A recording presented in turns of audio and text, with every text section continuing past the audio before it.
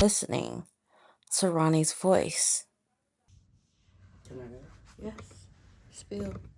Okay, so when I first was pregnant with my baby, who was supposed to be Elijah Allen came, but when I was in the hospital in the delivery room, his mom was like, "No, this is your first child, and it's a boy, so it's supposed to be a junior." At that time, I'm in too much pain. I didn't feel like arguing with nobody. Thought my baby daddy would be there. Now, when I had got it, my parents even told me that it was a bad idea. Just come stay with them for a little while. But I just wanted my independency. You know what I'm saying? Yeah. So therefore, I chose to. After I gave birth to my son, 3 days later, I chose to go back to my apartment because I didn't pay rent. I am not leaving this motherfucker. Hell no. But my money started coming up short, and I just tried to figure out where my money was going. And it's like I think he liked the idea of being a father, but not wanting to be there. Okay. So he would always go get high with his friends. So are we talking about your current? No. The last one. Okay. Yes. So we ended up talking, and I told him, "Is it okay, if I see my son?" He was like, "You gotta call my mama." Every single time I call her, she don't want to pick up the phone. And I'm like, well, when I got pregnant, I felt so guilty. Like I felt like, wow. Why did you feel guilty about Because of the fact that I don't have my son. He lives with his grandma. Okay. And I was hoping and praying at the same time it was a boy, but wasn't a boy because I didn't want him to feel replaced. Even though it's not a boy, I still feel like he's being replaced a little bit because at the same time, I've been doing a lot of stuff that I didn't do with my son. Okay. And it kind of hurts. So what do you feel guilty about? Not being there more in his life. So is it more so a guilt trip on yourself or a guilt trip on like life within itself? Like what? Like why? I feel like I could have done more because at that time I did start. I did have postpartum depression with my son. So how was that? That was hard because at the end of the day, nobody was really there to support me. My parents, would take my son a couple of the weekends or whatever like that, and I was the first daughter to have. And then my sister called me talking about I'm about to go to the hospital. I'm like, why you gonna go to the hospital? She's talking about I don't think I can get pregnant. Me, I didn't think I could get pregnant. I have PCOS. So when I went PCOS, what's that? Polycystic ovary syndrome. What's that? Which means you go facial hair, you have late periods, you go hair everywhere, mood swings, all of that, and I carry an extra male hormone. What? Yes. What? Wait, go back. How can you carry a male hormone? It's an extra, but I'm not a man. That's what I asked. I'm like, so then my man, she was like, no, but you carry an extra trait. You get the trait of extra facial hair and late periods, which sometimes I did not have periods. So that's what the doctor said to you? Yeah. So is it something that comes from like family? I was premature. I was 3 months, so some of my organs, like my ovaries and stuff, didn't function right. So one of my ovaries do not function. I do have cysts in my boobs. So yeah, but I didn't think I'd get pregnant. When I went to the doctors 2 weeks later, I found out I was pregnant with my son, and that was in April. Okay. I ended up leaving Michigan to go help my friend who's where? Milwaukee. Which part of Milwaukee? Let's start with a W. I don't know nothing about Milwaukee. So. Shit, girl. But anyway, so I went down there, seen my friend, supported her. Well, I was been talking to this guy, but we was just friends, and I went to go see him, but he got belligerent drunk. Dragged me down the stairs. The police came and they said, you got to find somewhere else to go. I said, I'm not from here. So they put me in a shelter, a woman's shelter. And for how long? How long were you there? I was in Milwaukee for about 2 to 3 weeks, and then my dad had sent me a ticket to come to Indiana. That's how I found out I was pregnant, because I got sexually assaulted.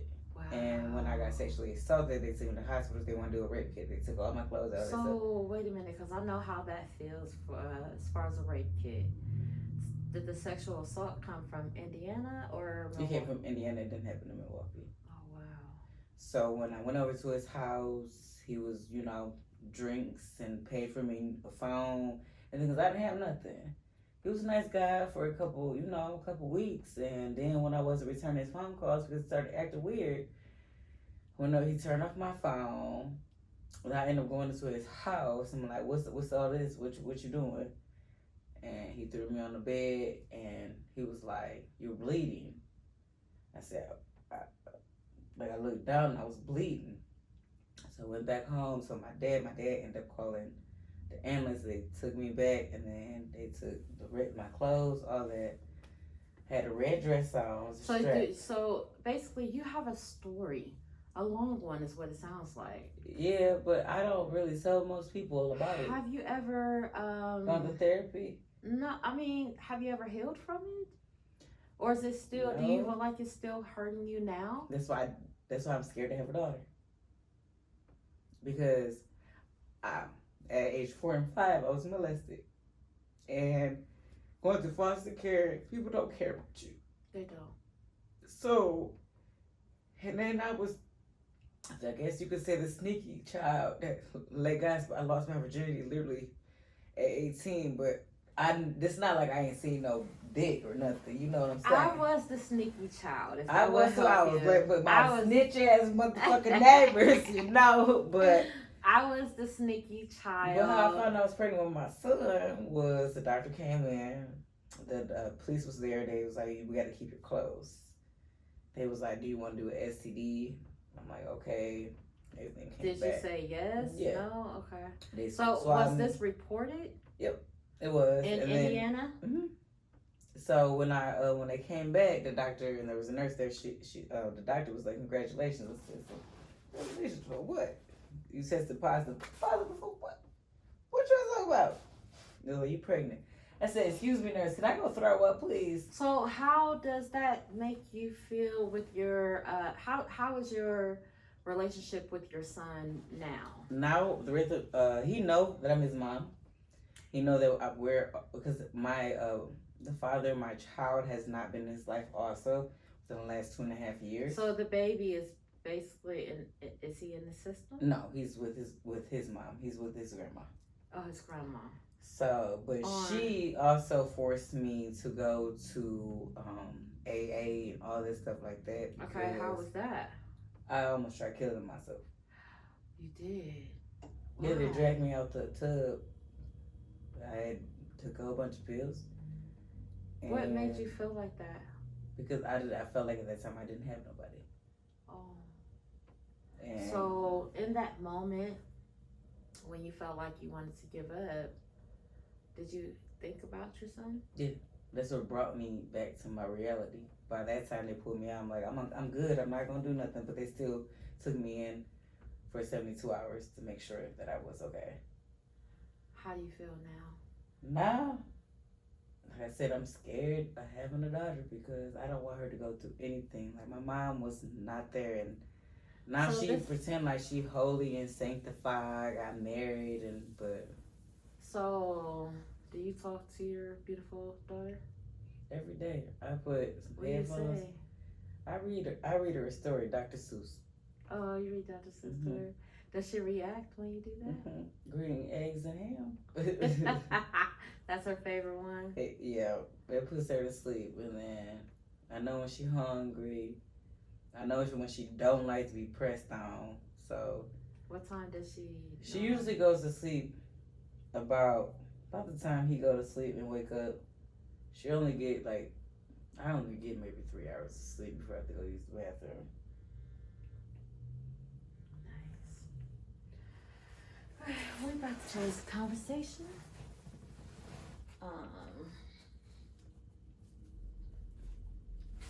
Am I still on video? Yeah, we're still on video, but this is, I can edit this. Okay, So, hello. Nothing. What's up? Hello? I said, what's up? Nothing. Shit. Alright, I'll be up there in a minute.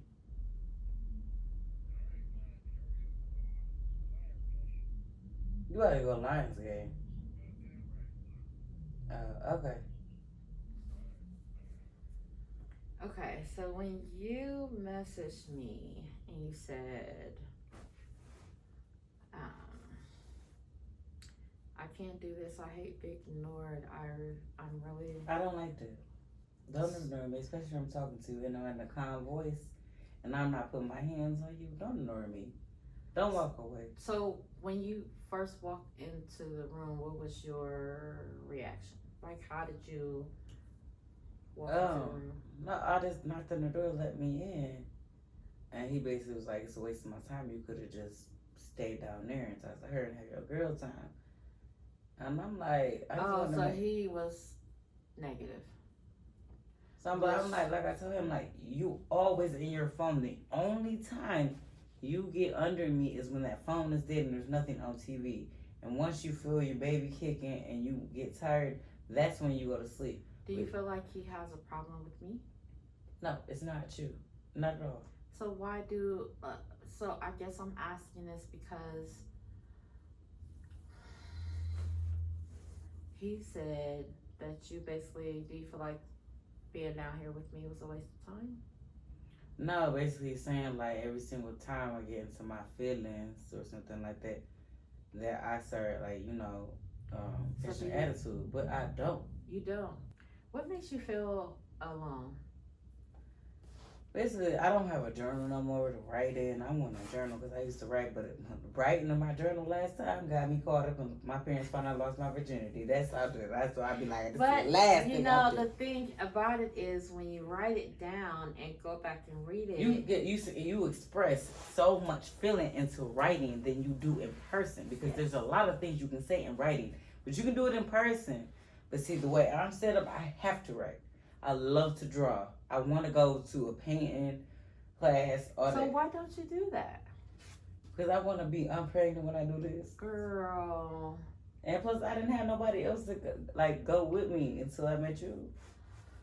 What was it like when you met me?